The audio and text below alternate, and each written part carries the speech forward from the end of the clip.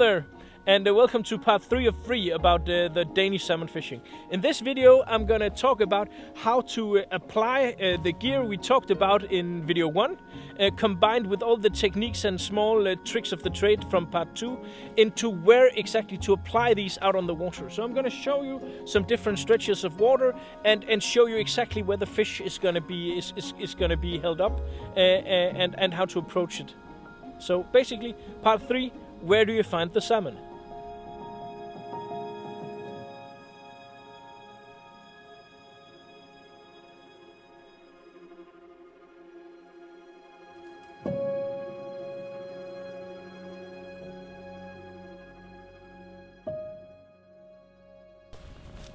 Well, the first spot I want to show you and tell you a little about is something like this. Here you have a quite ordinary, just straight stretch of water, but then all of a sudden, just out here, the profile of the river narrows quite a lot.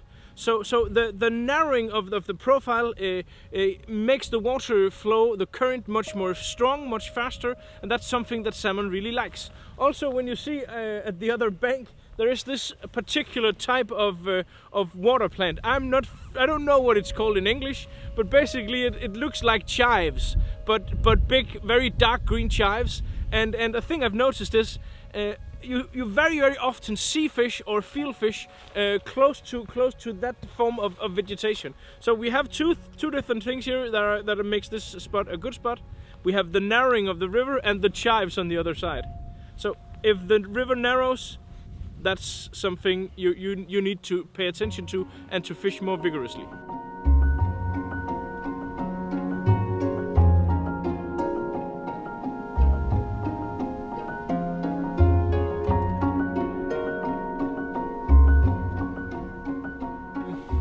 The second type of spot I want to talk to you about regarding the salmon fishing is something like this. Here you have a very nice curve, a big bend in the river, but where we are standing now is actually not where I want to fish. You can see the current, it comes up here, then it gradually enters the bank here, and then it's forced to make a slight curve and then a curve out again. So where I want to start fishing, ideally a place like this, is not here. It's actually beneath the tree here, and then I would fish very close to my own bank, because that's where the current is the fastest and the deepest, and then I would gradually fish down, and as soon as the current leaves this bank and moves towards the other bank, that's a very nice spot as well.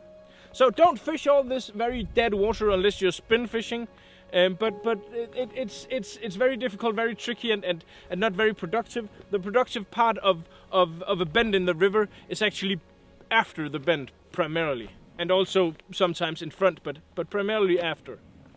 The stretch after, yeah.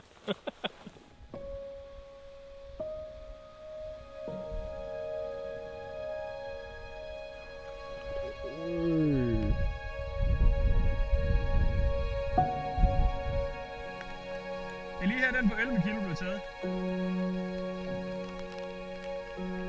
Sådan! Ej! The third spot I want to show you is something like this. Here you have a relatively normal stretch of water, but then over here you can see there is a very clear current that moves from the opposite bank and then in towards our own bank. And this current, this place where the current changes, it will pick up speed, and also the salmon really likes to stand on the sides of these of currents like this. So if you find a piece of water where you have basically just an ordinary stretch of water, but then all of a sudden there is this change from one side of the river to the other, the salmon will stay there. And it's a good spot to fish with a fly and to catch fish with a fly, because it's relatively easy to fish.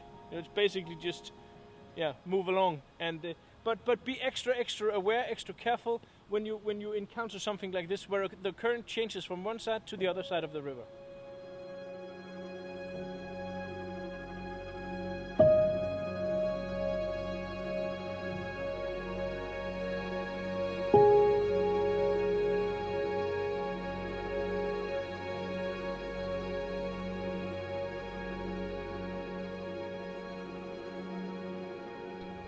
The fourth spot I want to show you that is a good place to fish for salmon and that holds a lot of salmon is you have a stretch of river like this. It's a slightly curving bend. Bends and bends in the river are good, but bends that are wide and slow to move are often very good. But this one in particular is very great because you have the tree up there. That's going to create some turbulence, and then after that there's kind of like a small cove, and then you have this point right here, and that forces the current that moves in there to actually come out here, and then you have a very clearly defined, very fast moving current, and again it's kind of like very divided, the river here, where you have this clear defined current, and the salmon will be laying and standing on the sides of that. So something like this is really good. And another thing that's also very important is if you look at the water out here, you can see there is a lot of turbulence, there is a lot of things going on out here, and that means that probably there's some stones and stuff like that underneath on the bottom, and that makes these turbulences, and that is also places where the salmon would like to rest. So if you find water that has turbulence, try to fish that, but remember, always remember that when you see the turbulence in the surface, it's probably 1 or 2 or maybe even 3 meters below where the actual rock and where the actual thing that creates the current is, because it takes some time for that turbulence to actually reach the surface. So when you see currents and you see things on the surface of the water, the actual place where the fish is not where that actual turbulence is.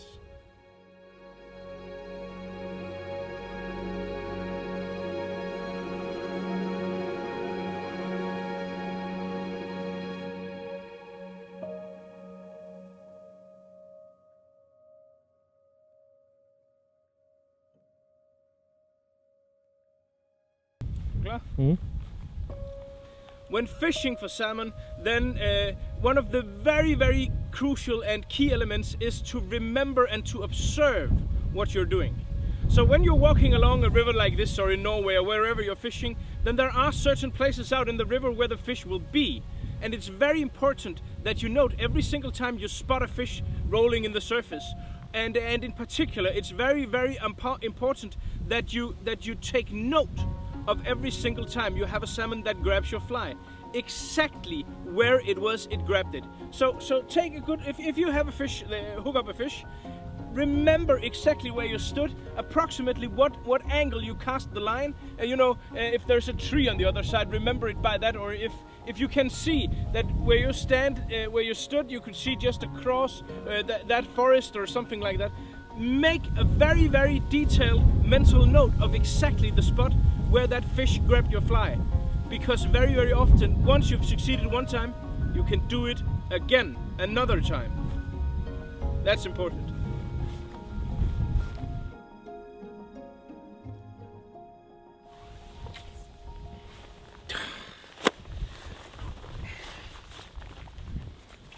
Every now and then things like this happen, where the cast aren't working, the wind is against you, everything is annoying, and you just feel like quitting. Then it's a good time to take a break. Go back, sit down on the bank, put your rod in the grass, and basically just sit down for 5, maybe 10 minutes.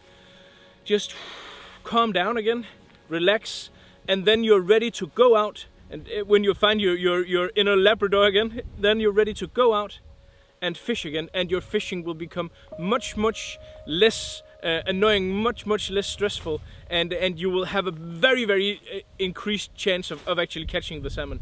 You don't catch a salmon if you're stressed out and you're annoyed and everything just is against you. Sit down on the bank, take a break, and you're ready to give it another go. Really important to take breaks.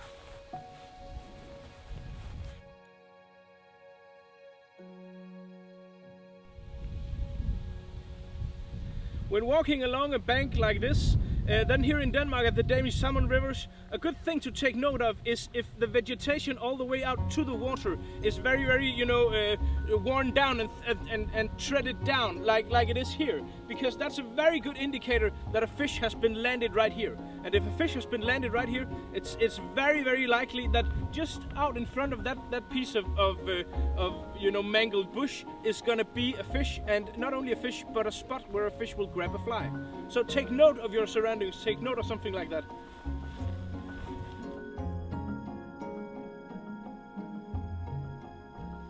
When you're fishing with sinking lines, it is inevitable that you will strike the bottom. You will snag on the bottom. It is very, very crucial, very important that you every now and then just simply check the points of your hook, because there is so relatively few strikes, few takes in the salmon game that when a salmon grabs your hook, you want it to be as sharp as possible. I change the hook quite frequently, and I must just, it costs some money in hooks, but I'd rather have a hook that works. That's something that is not ideal when at last a salmon grabs my fly. So, important to check your hook.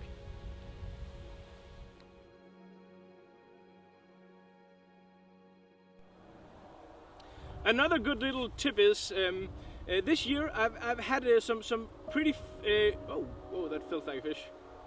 I'm not sure it was. I've had some quite funny experiences.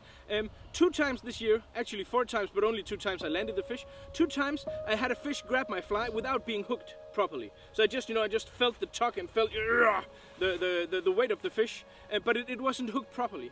And what I did then was I took 3 steps back, took a deep breath, changed the fly to something in another color that was maybe slightly smaller, and then waited for 2 minutes, then cast again. 2 times I landed the fish, 2 other times I had the fish grab the fly again without being hooked. But it's really important that you take note of things like this, and that you give the fish a break and then cast again at exactly the same spot. Be sure that you cast in the same direction, in the same angle, as precisely as you did the cast before. Then often, if the fish haven't felt the hook, it will grab the fly again.